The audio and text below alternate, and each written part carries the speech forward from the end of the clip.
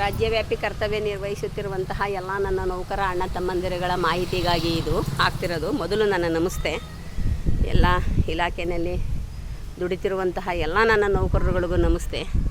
ನೋಡಿ, ಇವತ್ತು 5/6/2026 ಕಾರ್ಮಿಕ ಅಧಿಕಾರಿಗಳ ಕಚೇರಿಗೆ ಹಾಕಿದ್ದೆ. ಸಿದ್ದರಾಜು ಅನ್ನೋರನ್ನ ಕೆಲಸದಿಂದ ಪರವಾಗಿಲ್ಲ, ಸಿದ್ದರಾಜು ಅನ್ನೋರನ್ನ ನೆಲಮಂಗಲ ರೇಂಜಿಂದ ಕೆಲಸದಿಂದ ತೆಗೆದುಹಾಕಿದರು. ನಿರಂತರವಾಗಿ 2006ನೇ ಇಸ್ವಿಯಿಂದ ಅಕ್ಟೋಬರ್ 25ನೇ ಇಸ್ವಿವರೆಗೂ ನಿರಂತರವಾಗಿ ಕೆಲಸ ಮಾಡಿರ್ತಾರೆ. ಆದ್ರೂ ಕೂಡ ಇವ್ರನ್ನ ಕೆಲಸದಿಂದ ತೆಗೆದಿರ್ತಾರೆ. ನಾನು ಹಲವಾರು ಬಾರಿ ಅವ್ರ ಹತ್ರ ನಾನು ಮಾತಾಡಿದ್ದೀನಿ, ರೇಂಜ್ ಆಫೀಸರ್ ಮಂಜುನಾಥ್ ಅವ್ರ ಹತ್ರ. ಆದರೂ ಅವ್ರು ಯಾವುದಕ್ಕೂ ಜಗ್ಲಿಲ್ಲ. ಇವ್ರ ಜಾಗಕ್ಕೆ ಅವ್ರು ಹೇಳ್ತಾರೆ, ಅವ್ರು ಏನೇನು ಕೆಲಸ ಮಾಡಿರ್ತಾರೆ ಅದನ್ನೇ. ಇವ್ರ ಜಾಗಕ್ಕೆ ಇನ್ನೊಬ್ಬ ತೆಲುಗು ಜನದವ್ರನ್ನ ಕರ್ಕೊಬಂದ್ಬಿಟ್ಟು ಅವ್ರಿಗೆ 10,000 ರೂಪಾಯಿ ಕೊಟ್ಕೊಂಡು ಇವತ್ತು ಅವರು ಕೆಲಸ ಮಾಡಿಸ್ಕೊತಾ ಇದ್ದಾರೆ. ಇಲ್ಲಿ ಕಾರ್ಮಿಕ ಅಧಿಕಾರಿಗಳ ಮುಂದೆ ಬಂದು ಮಾತಾಡ್ತಾರೆ, ನಮಗೆ ಅಷ್ಟು ಪ್ಲಾಂಟೇಷನು ಇಷ್ಟು ಪ್ಲಾಂಟೇಷನು, ನಮಗದು ಬರೀ ಸುಳ್ಳಂಪಳ್ಳಂ ಲೆಕ್ಕ, ಕೃಷ್ಣನ ಲೆಕ್ಕ, ರಾಮನ ಲೆಕ್ಕ ಇಲ್ಲವೇ ಇಲ್ಲ. ಸುಳ್ಳಂಪಳ್ಳಂ ಲೆಕ್ಕ ಹೇಳ್ಕೊಂಡು ದೊಂಬರಾಟ ಆಡ್ದಂಗೆ ಮಾತಾಡ್ಕೊಂಡು ಎದ್ದು ಹೋಗ್ತಾರೆ. ನಾನು ಯಾವುದೇ ಕಾರಣಕ್ಕೂ ತಗೊಳ್ಳಲ್ಲ ಅಂತ ಹೇಳ್ತಾರೆ. ಯಾಕೆ ಅಂದರೆ ಇವರಿಗೆ ಖಜಾನೆ 2ಇಂದನೇ ಇವರಿಗೆ ನೇರವಾಗಿ ಬ್ಯಾಂಕ್ ಅಕೌಂಟಿಗೆ ಸಂಬಳ ಬಂದಿದೆ. ಇವ್ರಿಗೆ ಎಲ್ಲಿಗೆ ಹೋದರೂ ಅನುಕೂಲ ಆಗೇ ಆಗುತ್ತೆ. ನಾನು ಉಗ್ರಲ್ಲಿ ಹೋಗೋದು ಯಾಕೆ ಕೊಡಲಿ ತಗೊಂತೀರಿ, ಅದ್ರ ಪಾಡಿಗೆ ಅದಿರಲಿ ಇದ್ರ ಪಾಡಿಗೆ ಇದಿರಲಿ, ಇವ್ರು ಮಾಡ್ತಾರೆ. ಅವರು ಬಗ್ಗಂಗೆ ಇಲ್ಲ, ಮಾತಾಡ್ಕೊಂಡು ಹೋದ್ರು. ಒಳಗಡೆ ನ್ಯಾಯಾಲಯದ ಒಳಗಡೆ ವಿಡಿಯೋ ಮಾಡೋದಕ್ಕೆ ಅವಕಾಶಗಳು ಇಲ್ಲ. ಹಾಗಾಗಿ ನಾನು ಈಚೆಗೆ ಬಂದು ಮಾಡ್ತಿದ್ದೀನಿ. ಯಾತಕ್ಕೆ ನಾನು ಈ ಉದ್ದೇಶ ಮಾಡ್ತಿದ್ದೀನಿ ಅಂದರೆ, ಇವರಿಗೆ ನಾನು ಹೇಳಿದ ಮೇಲೆ ಅಲ್ಲಿಂದ ಇವ್ರಿಗೇನು ಹೋಗೈತೆ ನಾನು ಇವತ್ತು ಹೇಳ್ತೀನಿ. ನೆಲಮಂಗಲ ರೇಂಜಲ್ಲಿ ಎಷ್ಟು ಸಂಬಳ ಐತೆ ಅಷ್ಟು ಸಂಬಳನೂ ಹಾಕಿದ್ದಾರೆ. 10 ರೂಪಾಯಿನೂ ಮೋಸ ಮಾಡಿಲ್ಲ. ನೌಕರರುಗಳಿಗೆ 10 ರೂಪಾಯಿನೂ ಮೋಸ ಮಾಡಿಲ್ಲ. ಅಷ್ಟು ಚೆನ್ನಾಗಿ ಸ್ಯಾಲ್ರಿ ಹಾಕಿದ್ದಾರೆ. ಆದ್ರೂ ಈ ಅಧಿಕಾರಿಗೆ ಬಂದ ಮೇಲೆ ಇವ್ರದ್ದು ನಿವೃತ್ತಿ ಅಂಚಿನಲ್ಲಿದ್ದಾರೆ. ಅಯ್ಯೋ ನಾನೇನು ಹೋಗ್ತೀನಿ, ನನ್ನೇನು ಮಾಡ್ತಾರೆ, ನನ್ನೇನು ಮಾಡೋಕ್ಕೆ ಸಾಧ್ಯ ಅನ್ನೋ ಒಂದು ಅಹಂಕಾರದಿಂದಲೋ ಗರ್ವದಿಂದಲೋ ದುರಹಂಕಾರದಿಂದಲೋ ಮಾತಾಡ್ಕೊಂಡು ಹೋಗ್ತಾರೆ. ಹೋಗಲಿ, ತೊಂದರೆ ಇಲ್ಲ. ನೋಡಿ ಇವ್ರು ಎಲ್ಲೆಲ್ಲಿ ಕೆಲಸ ಮಾಡಿದ್ದಾರೆ. ಯಾಕೆ ಹೇಳ್ತೀನಿ, ಇವ್ರಿಗೆ ನಾನು ಹೇಳಿದ ಮೇಲೆ ನೋಡ್ರಪ್ಪ, ಬ್ಯಾಂಕಲ್ಲಿ ಏನು ಸ್ಟೇಟ್ಮೆಂಟ್ ಐತೆ ತಗೊಳ್ಳಿ, ಪೇಮೆಂಟ್ ಸ್ಟೇಟ್ಮೆಂಟ್ ಏನೈತೆ ತಗೊಳ್ಳಿ ಅಂತ ಬಡ್ಕಂಡ ಮೇಲೆ ತಗೊಂಡಿದ್ದಾರೆ. ಎಲ್ಲಿಂದ 20ನೇ ಇಸ್ವಿಯಿಂದ 25ನೇ ಇಸ್ವಿವರೆಗೂ ನಿರಂತರವಾಗಿ K2ನಲ್ಲಿ ಸ್ಯಾಲ್ರಿ ಆಗಿರೋದು ಇದೆ. ಇದ್ರೂ ಕೂಡ ಆ ಮನುಷ್ಯ ಬಾಯಿ ಕಟ್ತಾನೆ ಬಂದು ಕೂತ್ಕೊಂಡಿಲ್ಲಿ. ಸಾಹೇಬ ಒಸಿ ಬಾಯಿ ಕಟ್ಟೋದಿಲ್ಲ. ಅದು ಏನು ಇಲಾಖೆನೇ ಹೊತ್ಕೊಂಡು ಹೋಗ್ತಾನೋ ಏನೋ ಗೊತ್ತಿಲ್ಲ. ನಿಜವಾಗ್ಲೂ ಹೊತ್ಕೊಂಡು ಹೋಗ್ಬೋದು ಆ ಸಾಹೇಬ್ರು ಮಾತ್ರ. ನೋಡಿ ಇವ್ರು ಎಲ್ಲೆಲ್ಲಿ ಕೆಲಸ ಮಾಡಿದ್ದಾರೆ, ಇವ್ರಿಗೆ ಎಷ್ಟೆಷ್ಟು ಅನ್ಯಾಯ ಆಗಿದೆ, ಇವರೇ ಮಾತಾಡ್ತಾರೆ. ಕೇಳಿಸ್ಕೊಳ್ಳಿ, ಬಣ್ಣ ಮಾತಾಡೋಣ. ಅಲ್ಲಿ ನಿಂತ್ಕೊಳ್ಳೋಣ, ಅಲ್ಲಿ ನಿಂತ್ಕೊಳ್ಳೋಣ, ಅದು ಬೋರ್ಡ್ ಬರಂಗೆ ನಿಂತ್ಕೊಳ್ಳೋಣ, ಮಾತಾಡೋಣ. ನಮಸ್ಕಾರ, ನನ್ನ ಹೆಸರು ಸಿದ್ದರಾಜು ಅಂತ. ನಾನು ಸ್ಟಾರ್ಟಿಂಗು 2006ರಲ್ಲಿ ಬುಕ್ಕಾಪಟ್ಟಣದಲ್ಲಿ ಸೇರಿದಂತನು. ಬುಕ್ಕಾಪಟ್ಟಣದಲ್ಲಿ ಬರೀ 5,000 ಸಂಬಳ ಕೊಡ್ತಾಯಿದ್ರು. ಅವತ್ತಿಂದ 18 ವರ್ಷದವರೆಗೂ ಅಲ್ಲಿ 15,000 ಸಂಬಳ ಕೊಡುವ. ಲಾಸ್ಟ್ಗೆ 18ನೇ ವರ್ಷದಲ್ಲಿ ಅಲ್ಲಿ ದೂರ ಆಗುತ್ತೆ ಅಂತೇಳಿ ಊರ ಹತ್ರ ಸಿಗುತ್ತಲ್ಲ ಅಂತೇಳಿ ನೆಲಮಂಗಲ ಬಂದೆ. ನೆಲಮಂಗಲ ಬಂದ ಮೇಲೆ ಕಂಟಿನ್ಯೂ ಆಗಿ 15,000 ಸಂಬಳದಿಂದ ಇವಾಗ ಲಾಸ್ಟ್ 17,000 ಸಂಬಳವರೆಗೂ ತಗೊಂಡೆ. 17,800 ರೂಪಾಯಿವರೆಗೂ ಕೊಟ್ಟರು. ಈಗ ಏಕಾಏಕಿ ಒಂದು 2 ತಿಂಗಳು ಬ್ರೇಕ್ ಆಗಪ್ಪ, ಆಮೇಲೆ ನಾನು ತಗೊತೀನಿ ಅಂತ ಏಕಾಏಕಿ ಕೆಲಸದಿಂದ ತೆಗೆದು ಈಗ ಆ ಜಾಗಕ್ಕೆ, ಅದೇ ಕೆಲಸದ ಜಾಗಕ್ಕೆ ನನಗೆ ತೆಲುಗಿನವ್ರನ್ನ ತಗೊಂಡು ನನಗೆ ಕೆಲಸ ಇಲ್ಲ ಅಂತೇಳಿ ಈಗ ಇವತ್ತು ಕೆಲಸ ಕೊಡ್ತಾಯಿಲ್ಲ. ಏಕಾಏಕಿ ಈ ವಯಸ್ಸಲ್ಲಿ ನನಗೆ ಬೇರೆ ಕಡೆ ಹೋದರೆ ವಯಸ್ಸು ಭಾರ ಅಂತ ಹೇಳ್ತಾ ಇದ್ದಾರೆ. ನಾನು ಎಲ್ಲೂ ಕೆಲಸ ಮಾಡೋಕ್ಕಾಗ್ತಾಯಿಲ್ಲ, ಮನೆ ಬಾಡಿಗೆ ಕಟ್ಟೋಕ್ಕಾಗ್ತಾಯಿಲ್ಲ, ಮಕ್ಕಳನ್ನ ಓದ್ಸೋಕ್ಕಾಗ್ತಾಯಿಲ್ಲ. ನನ್ನ ಜೀವನ ನಡೆಸೋದು ತುಂಬ ಕಷ್ಟ ಆಗಿದೆ. ಅದಕ್ಕೆ ರೇಂಜ್ ಆಫೀಸರ್ ಹತ್ರ ಒಂದು 10-15 ಬಾರಿ ಹೋಗಿ ಹತ್ಕೊಂಡೆ ಬೇಡ್ಕೊಂಡೆ. ಏನು ಬೇಡ್ಕೊಂಡ್ರು, ಏನು ಹತ್ತು ಕರೆದು ಏನು ಸುರಿದ್ರು ನನಗೆ ಮರ್ಯಾದೆ ಕೊಟ್ಟಿಲ್ಲ, ಕೆಲಸನೂ ಕೊಡಲಿಲ್ಲ. ನನ್ನ ಜಾಗದಲ್ಲಿ ಬೇರೆ ಒಬ್ಬನ ತಗೊಂಡು ಬರೀ 10,000 ಸಂಬಳದಲ್ಲಿ ಕೆಲಸ ತಗೊತಾ ಇದ್ದಾರೆ. ನನಗೆ ಮಾತ್ರ ಕೆಲಸ ಇಲ್ಲ, ಪ್ಲಾಂಟೇಷನ್ ಇಲ್ಲ, ಹಂಗೆ ಹಿಂಗೆ ಅಂತ ಈ ಥರ ಇದು ಮಾಡ್ತಾಯಿದ್ದಾರೆ. ಆದರೆ ಹಿಂದೆ 5-6 ರೇಂಜ್ ಆಫೀಸರ್ ಜೊತೆ ಕೆಲಸ ಮಾಡಿದ್ದೀನಿ, 5-6 ರೇಂಜ್ ಆಫೀಸರ್ ಕೈ ಕೆಳಗಡೆ ಕೆಲಸ ಮಾಡಿದ್ದೀನಿ. ಅವ್ರು ಯಾರೂ ನನಗೆ ಈ ಥರ ತೊಂದರೆ ಕೊಟ್ಟಿರಲಿಲ್ಲ. ಈ ಮಂಜುನಾಥ್ ಸಾಹೇಬರು ಅಂತೇಳಿ ಇವರು ಬಂದು ನನಗೆ ಏಕಾಏಕಿ ಕೆಲಸದಿಂದ ತೆಗೆದು ನನಗೆ ಅನ್ಯಾಯ ಮಾಡಿದ್ದಾರೆ. ಆ ಅನ್ಯಾಯ ಒದಗಿಸ್ಕೊಡಿ ಅಂತೇಳಿ ಕಾರ್ಮಿಕ ಇಲಾಖೆ ಬಂದು ನಾನು ಕಂಪ್ಲೇಂಟ್ ಮಾಡಿದ್ದಕ್ಕೆ ಕಾರ್ಮಿಕ ಇಲಾಖೆಗೂ ಕರೆಸಿದ್ರು. ಇವತ್ತು ಕೂಡ ಬಂದು ಅದೇ ರೇಂಜ್ ಆಫೀಸರ್ ಬಂದು ಇಲ್ಲ, ಕೆಲಸ ಎಲ್ಲೂ ಕೊಡೋಕ್ಕಾಗಲ್ಲ, ಕೆಲಸ ನಮ್ಮಲ್ಲಿ ಯಾವುದೂ ಇಲ್ಲ, ಎಲ್ಲ ಕಾಂಟ್ರಾಕ್ಟ್ನವ್ರು ಮಾಡೋದು, ಇದು ಮಾಡೋದು ಅಂತ ಹೇಳ್ತಾ ಇದ್ದಾರೆ. ಅವತ್ತಿಂದ ಏನು ಅನ್ಯಾಯ ಮಾಡಿದ್ದಾರೆ. ನನ್ನ ಕೆಲಸ ತೆಗೆದು ಈಗ 6 ತಿಂಗಳಾಯಿತು. ಅದಕ್ಕೆ ಮುಂಚೆ 2 ತಿಂಗಳು ಸಂಬಳ ಕೊಟ್ಟಿರಲಿಲ್ಲ. ಹಾಗೆಲ್ಲ ಅಲ್ಲಿಂದ ಇಲ್ಲಿವರೆಗೂ ನನಗೆ ಏನು ಸಂಬಳ ಬರಬೇಕೋ ಬರಲೇಬೇಕು. ನಾವು ಎಲ್ಲ ದಾಖಲಾತಿಗಳು ನನ್ನ ಹತ್ರ ಇದೆ. ಅದರಂತೆ ಈಗ ಕೋರ್ಟ್ಗೆ ಹಾಕ್ತೀವಿ, ಕೋರ್ಟಲ್ಲಿ ಇದು ಮಾಡ್ಕೊಳ್ರಿ ಅಂತ ಹೇಳ್ತಾ ಇದ್ದಾರೆ ಕಾರ್ಮಿಕ ಇಲಾಖೆ ಆಫೀಸರು. ಅವ್ರಿಗೆ ಕೃತಜ್ಞತೆ ಸಲ್ಲಿಸ್ತೀನಿ. ಆದರೆ ನನಗೆ ಇಷ್ಟು ಅನ್ಯಾಯ ಆಗಿರೋದು ಈ ನಮ್ಮ ನೆಲಮಂಗಲ ರೇಂಜು ಮಂಜುನಾಥ್ ಸಾಹೇಬ್ರಿಂದಲೇ. ಯಾಕೆಂದರೆ ನೆಲಮಂಗಲ ರೇಂಜಿಗೆ ಬಂದಾಗೂ ಸುಮಾರು 6 ನಡುತೋಪಲ್ಲಿ ಕೆಲಸ ಮಾಡಿರೋಂಥನು. ನನ್ನ ಯಾವ ಬೀಟಲ್ಲಿ ಮಾಡಿದ್ರಿ ಹೇಳಿ ನೀವು ನೋಡೋಣ. ಬೈರ್ಸೆಟ್ಟಹಳ್ಳಿ, ಸೋಲ್ದೇವನಹಳ್ಳಿ, ಶಿವಗಂಗೆ ಏನು ಬೈರ್ಸೆಟ್ಟಹಳ್ಳಿ ಏನು ರಸ್ತೆ ಬದಿನ ಯಾವ್ದು ನಡುತೋಪು ಬೈರ್ಸೆಟ್ಟಹಳ್ಳಿ ನಡುತೋಪು ಸೋಲ್ದೇವನಹಳ್ಳಿ ನಡುತೋಪು ಶಿವಗಂಗೆ ರಸ್ತೆ ಬದಿ ಕರಡಿಕಲ್ಲು ಕೂದೂರ್ ಹತ್ರ ಕರಡಿಕಲ್ಲು ನಡ್ತೋಪು ಏನು ಕರಡಿಕಲ್ಲು ನಡ್ತೋಪು ಕೂದೂರ್ ಹತ್ರ ನಡ್ತೋಪು. ಅಲ್ಲಿಂದ ತಿರ್ಗಾ ಇದಕ್ಕೆ ಬೊಮ್ಮನಹಳ್ಳಿಗೆ ಟ್ರೀ ಪಾರ್ಕಿಗೆ ಅಂತ ಹಾಕೊಂಡ್ರು. ಟ್ರೀ ಪಾರ್ಕ್ ಕೆಲಸ ಮುಗಿಯೋವರೆಗೂ ಕೂಲಿ ಕೈಲಿ ಕೆಲಸ ಮಾಡಿಸೋ ಕೆಲಸ ಎಲ್ಲನೂ ನಮ್ಮ ವಾಚರ್ ಕೈಲಿ, ನಾನು ವಾಚರಾಗಿ ಅಲ್ಲಿಗೆ ಕರೆದು ಕೂಲಿಯರ್ನ ಕರೆದು ಕೆಲಸ ಮಾಡಿಸೋ ಅಂಥ ಕೆಲಸ ಎಲ್ಲ ನನ್ನ ಕೈಲಿ ಮಾಡಿಸಿದ್ರು. ಏನು ಗೋಡೆ ಕಟ್ಟೋದು, ಪಾಯ ತೆಗೆಯೋದು, ಮಳ್ಳು ಹಾಕ್ಸೋದು ಪಾರ್ಕಿಗೆ ಎಲ್ಲದೂ ನಾನೇ ಮಾಡಿದ್ದೀನಿ. ಸುಮಾರು ಒಂದೇ ತಿಂಗಳಲ್ಲಿ 10 ಲೋಡ್ ಮಳ್ಳು ಒಬ್ಬನೇ ಎಳೆದಿದ್ದೀನಿ. ಇದೆಲ್ಲ ಕೆಲಸ ಮುಗಿದು ಟ್ರೀ ಪಾರ್ಕ್ ಕೆಲಸ ಮುಗಿದ ಮೇಲೆ ನನಗೆ ಕೆಲಸ ಇಲ್ಲ. 1-2 ತಿಂಗಳು ರೆಸ್ಟ್ ತಗೊಳಪ್ಪ, ನಾನು ಆಮೇಲೆ ತಗೊತೀನಿ. 1-2 ತಿಂಗಳು ಬ್ರೇಕ್ ಮಾಡ್ತಾವ್ರೆ, ಆಮೇಲೆ ನಿನ್ನೆ ತಗೊತೀನಿ, ಬೇರೆ ಯಾರನ್ನೂ ತಾಣಲ್ಲ ಅಂತೇಳಿ ನನ್ನ ಕಳಿಸ್ತವ್ರು. 2 ತಿಂಗಳು ಕಳೆದ ಮೇಲೆ ಹೋಗಿ ಕೇಳಿದರೆ ಅದೇ ಜಾಗ ನಾನು ಕಳಿಸಿ ಒಂದು 15 ದಿನಕ್ಕೆ ಬೇರೆ ಆಂಧ್ರ ಕಡೆ ತೆಲುಗಿನವ್ರನ್ನ ಕೆಲಸ ತಗೊಂಡು ನಾನು ತೆಗೆದು 10 ದಿನಕ್ಕೆ ಅವ್ನು ತಗೊಂಡು ಅಲ್ಲಿ ಕೆಲಸ ಮಾಡಿಸ್ತಾಯಿದ್ರು. ಅದು ಹೋಗಿ ನೋಡಿ, ಏನು ಸರ್ ನನ್ನ ಜಾಗಕ್ಕೆ ಬೇರೆ ತಗೊಂಡು ಕೆಲಸ ಮಾಡ್ತಾಯಿದ್ದಾರೆ, ನನಗೆ ನೋಡಿದರೆ ಇದನ್ನ 2 ದಿನ ಇರೋ, ಇನ್ನೂ 2 ದಿನ ಇರೋ ಅಂತ ಹಿಂಗೆ ಹೇಳ್ತಿದ್ದೀರ ಸರ್ ಅಂತ ಕೇಳಿದ್ಕೆ, ಇಲ್ಲಪ್ಪ ಯಾವುದೋ ನಿನ್ನ ಕೆಲಸ ಯಾವುದೂ ಇಲ್ಲ, ಯಾವುದೋ ನಡ್ತಪ್ಪ ಯಾವುದೂ ಆಗಿಲ್ಲ, ಈ ಸತಿ ಗಿಡನೂ ಬೆಳೆಸಿಲ್ಲ, ನಿನ್ಗೆ ಕೆಲಸ ಇಲ್ಲಪ್ಪ, ನೀನೆಲ್ಲ ಬೇರೆ ಕಡೆ ನೋಡ್ಕೊಳಪ್ಪ, ಎಲ್ಲ ಬೇರೆ ಕಡೆ ನೋಡ್ಕೊಂಡು ಬೇರೆ ಕಡೆ ಕೆಲಸಕ್ಕೆ ಹೋಗಪ್ಪ, ನನ್ನ ಹತ್ರ ಕೆಲಸ ಕೇಳಕ್ಕೆ ಬರಬೇಡಪ್ಪ ಅಂತೇಳಿ ಬೈದು ಕಳಿಸಿದ್ರು. ಹಂಗಾಗಿ ನನಗೆ ಬೇಜಾರಾಗಿ ನಮ್ಮ ಶ್ರೀಮತಿ ಹೇಮಲತಾ ಮೇಡಮ್, ಕುಮಾರಿ ಹೇಮಲತಾ ಮೇಡಮ್ಗೆ ಬಂದು ಹೇಳಿದ್ದಾರೆ. ಒಳ್ಳೇದು. ಶ್ರೀ ಹೇಮಲತಾ ಮೇಡಮ್ ಅವ್ರಿಗೆ ಕೈ ಮುಗಿದು ಕೇಳ್ಕೊಂಡಿದ್ದಕ್ಕೆ ಅವರು ಆಯಿತು ಕಾರ್ಮಿಕ ಇಲಾಖೆಗೆ ನಿನ್ನ ದಾಖಲಾತಿ ಎಲ್ಲ ರೆಡಿ ಮಾಡ್ಕೊಂಡು ಹಾಕಪ್ಪ ಅಂತೇಳಿ ಹಾಕ್ಸಿದ್ದಾರೆ. ಇವತ್ತು ಕಾರ್ಮಿಕ ಇಲಾಖೆ ಮುಂದೆನೇ ಮಾತಾಡ್ತಾ ಇದ್ದೀನಿ.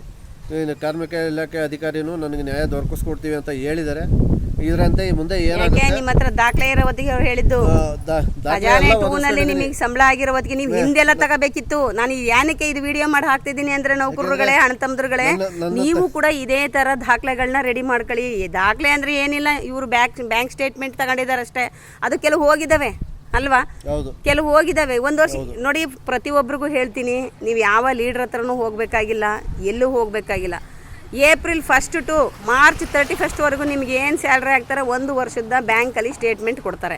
ಅದನ್ನು ಎತ್ತಿಟ್ಕೊಳ್ಳಿ ಸಾಕು, ನಿಮ್ಗೆ ಅದೇಯ, ಅದಕ್ಕಿಂತ ಇನ್ನೇನು ಬೇಕಿಲ್ಲ. ನರಸೀಪುರದಿಂದ ದೊಡ್ಡಬಳ್ಳಾಪುರದವರೆಗೂ ನನ್ನ ಅಕ್ಕನಾಗಿ, ನನ್ನ ತಂಗಿಯಾಗಿ, ನನ್ನ ಎತ್ತು ತಾಯಿಯಾಗಿ ಅಲ್ಲಿಂದ ಬೆಳಗ್ಗೆ 5 ಗಂಟೆಗೆ ಮನೆ ಬಿಟ್ಟು ನನಗೋಸ್ಕರ ಇಲ್ಲಿವರೆಗೂ ಬಂದಿದ್ದಾರೆ. ಆದರೆ ನನ್ನ ಹತ್ರ ಒಂದು ಅರ್ಧ ಟೀ ಕೂಡ ಕುಡ್ದಿಲ್ಲ. ಇರ್ಲಿ ಬಿಡಿ ಅಣ್ಣ, ಹೋಗಿ ದೇವಸ್ಥಾನದಲ್ಲಿ ಊಟ ತಿಂದು ನನಗೂ ತಿನ್ನಿಸಿ ಕರ್ಕೊಂಬಂದಿದ್ದಾರೆ. ನಾನು ಸ್ವಾಮಿ ಕಾರ್ಯ ಸ್ವಕಾರ್ಯ ಅನ್ನಂಗೆ ನಿಮ್ಮ ಕಡೆ ಬರೋ ಹೊತ್ತಿಗೆ ನನಗೆ ಘಾಟಿ ಸುಬ್ರಹ್ಮಣ್ಯ ದರ್ಶನ ಆಯ್ತು, ಮೂಲ ದೇವರು ಶನಿ ಪರಮಾತ್ಮಂದು ದರ್ಶನ ಆಯ್ತು. ಅಲ್ಲ, ಮೊದಲನೇ ಸ್ಥಳ ಯಾವುದು? ಇರ್ಲಿ ಬೇಡ, ಆ ತರ ಅನ್ಕೋಬೇಡಿ ಅಣ್ಣ. ಮೊದಲನೇ ಅಣ್ಣ, ಈ ದೇವತೆಯಿಂದ ನನಗೊಂದು ನ್ಯಾಯ ಸಿಕ್ಕಿದ್ರೆ ಸಾಕು ಅಂತ ನಾನು ಕೇಳ್ಕೊತಾ ಇದ್ದೀನಿ. ನ್ಯಾಯ ಖಂಡಿತ ಸಿಕ್ಕುತ್ತೆ ಅಣ್ಣ. ಈಗ ಏನು ಹೇಳಿದ್ರು ಕಾರ್ಮಿಕ ಅಧಿಕಾರಿಗಳು ಹಾಗೂ ಸಂಧಾನಾಧಿಕಾರಿಗಳು ಏನು ಮಾತಾಡಿದ್ರು ಎಲ್ಲ ದಾಖಲೆಗಳು ಇದ್ದಾವೆ. ಇವರು ನೀವು ಸಲ್ಲಿಸಿರೋದಕ್ಕೆ ಒಂದು ಕೆಲವು ಅಬ್ಜೆಕ್ಷನ್ನ ಹಾಕಿದ್ದಾರೆ, ಆಕ್ಷೇಪಣೆ ಪತ್ರ ಕೊಟ್ಟವ್ರೆ. ನೀವು ಆಕ್ಷೇಪಣೆ ಪತ್ರ ಬರ್ಕೊಂಡು ನೀವು ಡೇಟ್ ಯಾವಾಗ ಕೇಳ್ತೇನೆ ಅಂದರು, ನಾನು 19 ಕೇಳ್ಕೊಂಡಿದ್ದೀನಿ. 19 ಇದೇ ತಿಂಗಳು ಜೂನ್ಗೆ ಬರ್ತೀವಿ. ಅವತ್ತೇ ID ಫೇಲ್ಯೂರ್ ಮಾಡಿ ನಾನು ಕಳಿಸ್ತೀನಿ. ನೀವು ಇದಕ್ಕೆ ಅವ್ರು ಕೊಟ್ಟಿರೋಂಥ ಆಕ್ಷೇಪಣೆಗೆ ಪತ್ರ ಬರ್ಕೊಬನ್ನಿ ಅಂದವ್ರೆ. ನನಗೂ ಕಾಲಾವಕಾಶ ಬೇಕಲ್ವ, ಅದೆಲ್ಲ ಕೂತ್ಕೊಂಡು ಟೈಪ್ ಮಾಡಬೇಕು, ಪಾಯಿಂಟು ಹಾಕಬೇಕು, ಎಲ್ಲೂ ಸಿಕ್ಕಾಕಬಾರ್ದು, ಆ ಥರ ಹಾಕಬೇಕು. ಈ ಹಣ್ಣಂಗಂತೂ ಗ್ಯಾರಂಟಿ 100%, 100ಕ್ಕೆ 200% ಇವ್ರಿಗೆ ಹಾಗೇ ಆಗುತ್ತೆ. ಸಾಹೇಬರು ಕೂಡ ಹೇಳಿದ್ದಾರೆ, ನಿಮಗೆ ಬಾಕಿ ವೇತನ ಏನೈತೆ ಅದನ್ನು ಕೂಡ ಹಾಕ್ತೀವಿ. ಮತ್ತು ಏನು ಕೊನೆಯದು 2 ತಿಂಗಳು ಬರಬೇಕಲ್ಲ, ಅದು ಎಲ್ಲಿ ALCಗೆ ಹೋಗ್ಬಿಟ್ಟು ಹಾಕಿ ಅವರು ತರಿಸ್ಕೊಡ್ತಾರೆ ಅಂತ ಹೇಳಿದ್ರಲ್ವಾ. ALC ಯಾವ ಊರು? ಬೆಂಗಳೂರ? ಎಲ್ಲಿ ಹೇಳಿದ್ರು ಅವರು? ಬೆಂಗಳೂರು ಮಂಜುನಾಥ್ ನಗರಕ್ಕೆ ಹೋಗಿ ಹತ್ರ ಇದೆ. ಅಲ್ಲಿಗೆ ಕೊಟ್ಟಿದ್ದೀವಿ ಫೈಲನ್ನು. ಇಲ್ಲಿಗೆ ಬಂದಿರೋ ಫೈಲು ಅಲ್ಲಿಗೆ ಕೊಟ್ಟಿದ್ದು, ಅಲ್ಲಿಂದ ಇಲ್ಲಿಗೆ ಅಲ್ಲ ನಾನು ನಿಮಗೆ ಟೈಪ್ ಮಾಡಿಬಿಟ್ಟು PDF ಮಾಡಿ ಹಾಕಿದ್ನಲ್ಲ, ಅದು ಪ್ರಿಂಟ್ ತೆಗೆಸ್ಕೊಂಡು ಅಲ್ಲಿ ಹೋಗಿ ಕೊಟ್ಟು ಅಲ್ಲಿಂದ ಇಲ್ಲಿ ಕಳಿಸಿರೋದಾ? ಅಲ್ಲಿ ಹೆಡ್ ಆಫೀಸ್ಗೆ ಅಲ್ಲಿ ಕೊಟ್ಟಿದ್ದಕ್ಕೆ ನಮಗೆ ಇದು ಇದಿಲ್ಲ ಅಂತೇಳಿ ನಮ್ಮ ಅದು ALC ಇದು ಅಸಿಸ್ಟೆಂಟ್ ಸಹಾಯಕ ಕಾರ್ಮಿಕ ಆಯುಕ್ತರು, ಇದು ಕಾರ್ಮಿಕ ಅಧಿಕಾರಿಗಳು ಹಾಗೂ ಸಂಧಾನಾಧಿಕಾರಿಗಳು ಈಗ ಬಂದಿದೆ. ನಿಮಗಂತೂ ಏನು ತೊಂದರೆ ಬೇಡ ಅಣ್ಣ, ದುಡಿಯೋಕ್ಕೆ ಪ್ರಪಂಚ ವಿಶಾಲವಾಗೈತೆ. ಕೋರ್ಟು ವ್ಯಾಜ್ಯ ಮುಗಿಯೋವರೆಗೂ ನೀವು ಇಲ್ಲಿ ದುಡ್ಕೊತೇರಿ. 100% ನಿಮ್ಗೆ ಆಗುತ್ತೆ. ನಿಮ್ಮ ದಾಖಲೆಗಳು ಅಷ್ಟು ಚೆಂದ ಇದ್ದಾವೆ. ನಮ್ಮ ಇಲಾಖೆಯಲ್ಲಿ ನಿಮ್ಮಷ್ಟು ಯಾರಿಗೂ ದಾಖಲೆ ಇಲ್ಲ. ನೀವು ಇನ್ನೂ ಜೋಡಿಸ್ಕೋಬೋದಾಗಿತ್ತು. ನಿಮಗೆ ನನಗೂ ಚಾನಲಲ್ಲಿ ಹೇಳೋದು ನಾನು ಮರ್ತೆ. ನನಗೆ ಓಪನ್ ಮಾಡಿದ್ದೆ ಯಾವಾಗ 23-24ನೇ ಸಾಲಲ್ಲಿ ನಾನು ಚಾನಲ್ ಓಪನ್ ಮಾಡಿರೋದು. ಈಗಿನ್ನೂ 1 ವರ್ಷ 2 ವರ್ಷ ಆಗಿದೆ. ಹೆಚ್ಚಿನ ಭಾಗ ಯಾರು ನೋಡ್ತಾರೋ ಇಲ್ವೋ ಗೊತ್ತಿಲ್ಲ. ನಾನು ಯಾರಿಗೂ ಸಬ್ಸ್ಕ್ರೈಬ್ ಆಗಿ ಅಥವಾ ಕಮೆಂಟ್ ಮಾಡಿ ಅಥವಾ ಶೇರ್ ಮಾಡಿ ಅಥವಾ ಲೈಕ್ ಕೊಡಿ ನಾನು ಯಾರಿಗೂ ಕೇಳಲ್ಲ. ಯಾಕೆ ಅಂದರೆ ನನಗೆ ಅದರಿಂದ ಬರೋ ದುಡ್ಡು ನನಗೆ ಬೇಕಿಲ್ಲ. ನನಗೆ ಯಾರ ದುಡ್ಡು ಬೇಕಿಲ್ಲ. ನನಗೆ ಭಗವಂತನ ಆಶೀರ್ವಾದದಿಂದ, ಭಗವಂತನ ಕರುಣೆಯಿಂದ, ಈ ಕರುಣಾಮಯಿ ನನ್ನಪ್ಪ ಯಾವುದು ಮೊದಲನೇದು ಮೂಲ ಸ್ಥಾನ ಯಾವುದು? ಶನಿದೇವ್ರದ್ದು ಪಾವಗಡ. ಎರಡನೇದು ಮೂಲ ಸ್ಥಾನ ಮಧುರೈ ತಮಿಳ್ನಾಡು, ದೊಡ್ಡ ಮಧುರೆ. ಮೂರನೇ ಮೂಲ ಸ್ಥಾನ ನಾವಿವತ್ತು ಕರ್ಕೊಂಡು ಹೋದ್ರಲ್ಲ ನಿಮ್ಮ ಅದಕ್ಕೆ ನೋಡಿ, ಅಲ್ಲಿಗೆಲ್ಲ ಈ ಅಣ್ಣ ನಮ್ಮ ಒಡ ಹುಟ್ಟದ ಒಂದು ಹಿರಿಯಣ್ಣನ ಜಾಗದಲ್ಲಿ ಇಷ್ಟೊಂದು ದೇವಸ್ಥಾನಗಳೆಲ್ಲ ತೋರಿಸ್ಕೊಂಡು ಪ್ರಸಾದ ಊಟ ಮಾಡ್ಕೊಂಡು ನಾವು ಬಂದಿದ್ದೀವಿ. ಈಗಲೂ ಕೂಡ ನಾನು ಟ್ರೈನಿಗೆ ಹೋಗೋದಕ್ಕೆ ಆ್ಯಪನ್ನ ನಾನು ಹುಡುಕಬೇಕು, ಯಾವ ಟ್ರೈನ್ ಇದೆ ಅಂತ ಹೇಳಿ ಟ್ರೈನ್ ಆ್ಯಪಲ್ಲಿ ನಾನು ಹುಡುಕಬೇಕು. ನಾನು ಏನಕ್ಕೆ ನೀವು ಎಲ್ಲರಿಗೂ ಈ ಮಾಹಿತಿ ಏನಕ್ಕೆ ನಾನು ಹಾಕ್ತಿದ್ದೀನಿ ಅಂತ ಅಂದರೆ, ಪ್ರತಿಯೊಬ್ಬರಿಗೂ ನಾನು ಕೇಳ್ಕೊಳ್ತಿರೋದು ಇಷ್ಟೇಯ, ಪ್ರತಿಯೊಬ್ಬರೂ ನಿಮ್ಮ ದಾಖಲೆ ಕಡೆಗೆ ಗಮನ ಕೊಡಿ. ಆ ಸ್ಟ್ರೈಕು ಈ ಸ್ಟ್ರೈಕು ಅಧಿಕಾರಿಗಳು, ಕೆಲವು ಅಧಿಕಾರಿಗಳಿದ್ದಾರೆ ಅರಣ್ಯಾಧಿಕಾರಿಗಳು ಮಂಡು ಬಿದ್ದು ಕೂತವ್ರೆ. ಏನಾರ ಕಳ್ಳಿ ನಾನು ಹೋಗ್ತೀನಲ್ಲ ನನಗೇನು ಅನ್ನೋ ಮಟ್ಟದಲ್ಲಿ ಇದ್ದಾರೆ. ಆಗಲಿ ಅವ್ರು ಒಂದು ಕಡೆ ತಪ್ಪಿಸ್ಕೊಂಡ್ರು, ಭಗವಂತ ಅವ್ರು ಇನ್ನೊಂದು ಕಡೆ ಹಿಡಿದು ಬಿಸಾಕ್ತಾನೆ. ಅದಕ್ಕೆ ನಾನು ಗ್ಯಾರಂಟಿ ಹೇಳ್ತೀನಿ, ನಾನು ಕಣ್ಣಾರೆ ನಾನು ನೋಡಿದ್ದೀನಿ, ನಾನು ಅನುಭವದಲ್ಲಿ ನೋಡಿದ್ದೀನಿ. ಮೆರೆದವರು ಯಾವಾಗಲೂ ತಿರಿದಲ್ಲೇ ಬಿಡಲ್ಲ. ಇವ್ರಿಗೆ ಅನುಕೂಲ ಆಗ್ತದೆ. ಈ ವಿಡಿಯೋ ಎಲ್ಲ ನಾನು ಮಾಡ್ತಿರೋದು ಯಾತಕ್ಕೆ ಅಂದರೆ, ನಾನು ತೆರೆಮರೆಯಲ್ಲೇ ಕೆಲಸ ಮಾಡ್ತಿದ್ದೀನಿ. ಎಲ್ಲೂ ಹೋಗಿ ಕುತ್ಕೊಳ್ಳೋದು, ಸ್ಟ್ರೈಕ್ ಮಾಡೋದು, ಕಿರ್ಚಾಡೋದು ನಾನು ಅದು ಮಾಡ್ತಾ ಇಲ್ಲ. ಎಲ್ಲಿ ಮಾಡಬೇಕು ಅವಶ್ಯಕತೆ ಎಲ್ಲೈತೋ ಅಲ್ಲಿ. ಇವರಿಗೆ ಮನಸ್ಸಿಗೆ ನೋವಾಗ್ತಿದೆ, ಒಂದು ಲೋಟ ನನ್ನ ಹತ್ರ ನೀರು ಕುಡಿದಿಲ್ಲ ಅಂತ. ಯಾಕೆ ಕುಡಿಬೇಕು ಇವ್ರ ಹತ್ರ ಲೋಟ ನೀರನ್ನ? ಏನಕ್ಕೆ ಕುಡಿಬೇಕು? ಇವ್ರು ಸಮೃದ್ಧಿಯಾಗಿ ಇವ್ರ ಕೆಲಸಕ್ಕೆ ಸೇರ್ಕೊಂಡ ಮೇಲೆ ನನಗೆ ಒಂದು ಲೋಟ ನೀರು ಇಲ್ದಿರೋ ಒಂದು ಲೋಟ ಹಾಲನ್ನೇ ಕೊಟ್ಬಿಡ್ಲಿ, ನಾನು ಅವತ್ತು ಕುಡಿತೀನಿ. ಅದನ್ನೇ ಇವತ್ತು ದೇವಸ್ಥಾನದಲ್ಲಿ ಸಮೃದ್ಧಿಯಾಗಿ ಊಟ ಮಾಡ್ಕೊಂಡು ಯಾರು ನಾನು ಕರ್ಕೊಬಂದು ತೋರಿಸಿದ್ರು. ಮೂಲ ಪರಮಾತ್ಮನ, ಶನಿ ಪರಮಾತ್ಮನ ದೇವಸ್ಥಾನನ ನಾನು ನೋಡೇ ಇರಲಿಲ್ಲ. ಮೂಲ ದೇವಸ್ಥಾನನ ನೋಡೋದು ಅಂದರೆ ನನ್ನ ಕಣ್ಗಳು ಇನ್ನೆಷ್ಟು ಧನ್ಯ ಅಲ್ವಾ? ನಾವೆಷ್ಟು ಧನ್ಯ ಅಲ್ವಾ? ಈ ಕಣ್ಗಳು ನಮಗಿರೋದು ಎಷ್ಟು ಧನ್ಯ ಆಗೈತೆ ಅಲ್ವಾ? ಹಾಗಾಗಿ ನಾನು ಹೇಳ್ತಿರೋದು, ದಯಮಾಡಿ ಯಾರೂ ನಾವು ಈ ಥರ ಎಲ್ಲ ಹಾಕ್ತಿರೋದೆಲ್ಲನೂ ತಪ್ಪಾಗಿ ಅನ್ಯತಾ ಭಾವನೆ ಇಟ್ಕೊಂಡು ನೀವು ಇದು ಮಾಡಬೇಡಿ. ನಾನು ಏನಕ್ಕೆ ಇದು ಮಾಡ್ತೀನಿ ಅಂದರೆ, ಎಲ್ಲರಿಗೂ ಒಂದು ಅರಿವು ಆಗಲಿ ಅನ್ನೋ ಒಂದು ಉದ್ದೇಶದಿಂದ, ಪ್ರತಿಯೊಬ್ಬರಿಗೂ ಒಂದು ಜ್ಞಾನೋದಯ ಆಗಲಿ ಅನ್ನೋ ಒಂದು ಉದ್ದೇಶದಿಂದ ಮಾಡ್ತಿದ್ದೀನಿ. ಹೊರತಾಗಿ ಇನ್ಯಾವುದರಿಂದಲೂ ಇದನ್ನು ಮಾಡ್ತೇ ಇಲ್ಲ. ಎಲ್ಲರೂ ನೊಂದಂಥವ್ರು ಯಾರು ಇರ್ತೀರ ಎಲ್ಲರೂ ಕಾರ್ಮಿಕ ಅಧಿಕಾರಿಗಳ ಕಚೇರಿಗೆ ಬನ್ನಿ. ಕಾರ್ಮಿಕ ಅಧಿಕಾರಿಗಳ ಹತ್ರ ಮಾತಾಡಿ, ಅವ್ರ ಹತ್ರ ಕೇಸ್ ಫೈಲ್ ಮಾಡಿಸಿ, ID ಫೇಲ್ಯೂರ್ ಮಾಡಿಸಿ. ಇವತ್ತಿಲ್ಲ ನಾಳೆ ಅನುಕೂಲ ಆಗೇ ಆಗುತ್ತೆ ಅನ್ನೋದು ನಾನು ಖಂಡಿತ ಭರವಸೆ ನಾನು ಕೊಡ್ತೀನಿ. ಎಲ್ಲ ಕಡೆನೂ ಆಗಿದೆ. ಮೊನ್ನೆ ಯಾವುದದು ಮೈಸೂರಿನಲ್ಲಿ ಆಗಿರುವಂಥದ್ದನ್ನ ನಾನು ಅಲ್ಲೇ ವಿಡಿಯೋ ಮಾಡಿಬಿಟ್ಟು ನಾನು ಹೇಳ್ತೀನಿ. ಆ ಅಣ್ಣದಿರ ಕೈಯಲ್ಲೇ ನಾನು ವಿಡಿಯೋ ಮಾಡಿಸ್ಬಿಟ್ಟು ನಾನು ಮಾತಾಡಿಸ್ತೀನಿ. ಆವಾಗಲೇ ಇದಕ್ಕೇನು ಇದು ಮಾಡ್ತಿರೋ ಉದ್ದೇಶ, ಪ್ರತಿಯೊಬ್ಬರೂ ಅಧ್ಯಕ್ಷರುಗಳಾಗಿ ಹೋರಾಟ ಮಾಡಿ, ಪ್ರತಿಯೊಬ್ಬರು ನೌಕರರುಗಳಾಗಿ ದಾಖಲೆಗಳನ್ನ ಸಂಗ್ರಹಣೆ ಮಾಡ್ಕೊಳ್ಳಿ. ಯಾರನ್ನೂ ನಂಬಬೇಡಿ, ಯಾವ ಲೀಡ್ರುಗಳನ್ನೂ ನಂಬಬೇಡಿ, ಯಾವ ತೋಲಂಡಿಗಳನ್ನೂ ನಂಬಬೇಡಿ, ಯಾರಿಗೂ 12 ಅಣಿ ದುಡ್ಡು ಕೊಡಬೇಡಿ, ಕಾಸು ಕೊಡಬೇಡಿ. ನನಗೆ ಇದನ್ನೆಲ್ಲ ಕೆಲಸ ಕೊಡಿಸಿರೋದು, ಇವ್ರ ಹತ್ರ ಎಲ್ಲ ಮಾತಾಡೋದು ಬಿಡೋದು ನನಗೆ ಅದೆಲ್ಲ ಇಷ್ಟ ಆಗೋದಿಲ್ಲ. ಆದ್ರೂ ಏನು, ನಾನು ಮಾಡ್ತಿರೋವಂಥ ಕೆಲಸಕ್ಕೆ ಒಂದು ಪ್ರತಿಫಲ ಸಿಗಬೇಕಲ್ವ, ಒಂದು ಅನುಕೂಲ ಅನ್ನೋದು ಒಂದು ಆಗಬೇಕಲ್ವ. ಅಂಕನೂ ಇವ್ರು ಕೆಲಸ ಮಾಡ್ತಾವ್ರೆ ಅನ್ನೋದು ಅನುಕೂಲ ಆಗಬೇಕಲ್ವ. ಹಾಗಾಗಿ ನಾನು ಇದು ಮಾಡ್ತಿದ್ದೀನಿ. ಹೊರತಾಗಿ ನೀವೆಲ್ಲರೂ ನಾನು ಕೊನೆಯದಾಗಿ ಹೇಳೋದು ಇದೆ, ಮೊದಲನೇದಾಗಿ ಹೇಳೋದು ಇದೆ. 1 ವರ್ಷದಲ್ಲಿ ಆಯಾ ವರ್ಷದಲ್ಲೇ ನೀವು ಬ್ಯಾಂಕ್ ಸ್ಟೇಟ್ಮೆಂಟ್ನ ತಗೊಳ್ಳಿ. ಗುತ್ತಿಗೆದಾರ ಹಾಕಲಿ, ಇಲಾಖೆ ಹಾಕಲಿ, ಯಾರೇ ಹಾಕಲಿ, ನಿಮ್ಮ ಹೆಸರಿಗೆ ಏನು ಬಂದಿರ್ತದೆ ಅದನ್ನು ತಗೊಂಡ್ಬಿಟ್ಟು ನೀವು ಇದು ಮಾಡ್ಕೊಳ್ಳಿ. ಅಷ್ಟೇ, ನನಗಿನ್ನೇನು ಇಲ್ಲ. ಆಯಿತು, ಇನ್ನೇನು ಹೇಳ್ತೀರಣ್ಣ ಕೊನೆಯದಾಗಿ ನೌಕರರುಗಳಿಗೆ? ಏನಿಲ್ಲ, ನನ್ನ ಹೊಟ್ಟೆ ಮೇಲೆ ಹೊಡೆದು ಅವರು 3-4 ಲಕ್ಷ DRF ನಮ್ಮ ರೇಂಜ್ ಆಫೀಸರು 3-4 ಲಕ್ಷ ಸಂಬಳ ತಗೊಂಡ್ರು ನಮ್ಮ ಹೊಟ್ಟೆ ಮೇಲೆ ಹೊಡೆದು ನಮ್ಮ ದುಡ್ಡು ನಾವು ತಿನ್ನಬೇಕು. ಇರಲಿ, ಅದು ನನಗೆ ಹೊಟ್ಟೆ ಉರಿತಾ ಇದೆ. ನನ್ನ ಹೊಟ್ಟೆ ಮೇಲೆ ಹೊಡೆದಿದ್ದಾರೆ. ಇರಲಿ, ನೀವೇನು ಇವತ್ತೇನು ಬರೀ ಖಾಲಿ ಕೈಲೇನು ಕೂತಿಲ್ಲ. ಆ ಕಡೆ ಈ ಕಡೆ ಕೆಲಸ ಮಾಡ್ತೀರಿ, ನಿಮ್ಮ ಉದ್ಯೋಗ ನಿಮಗೆ ಸಿಕ್ಕೇ ಸಿಗ್ತದೆ.